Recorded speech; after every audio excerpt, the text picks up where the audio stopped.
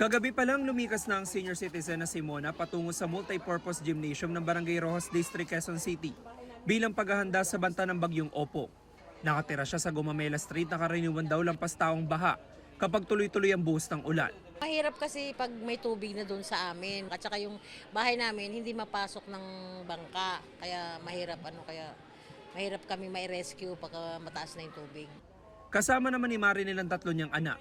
Sa tabing ilog sila naninirahan, kaya hindi na nagdalawang isip ang pamilya na maagang lumikas. Natatakot po kasi ako, lampas tao na po kasi yung tubig sa amin. Kahit nasa pangalawang palapag kami, aabot pa rin po kami. Nagtayo ng modular tent sa barangay.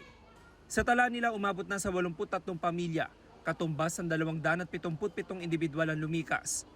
Puspusan din ang pag-iikot ng mga taga-barangay sa 4 na flood-prone areas.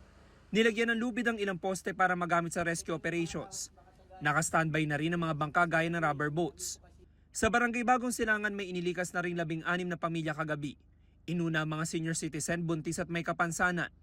Nagpatupad na rin ang preemptive evacuation sa Barangay Apolonio Samson, lalo na sa mga residente na nakatira sa tabing ilog. Umabot na sa 63 pamilyang nasa evacuation center.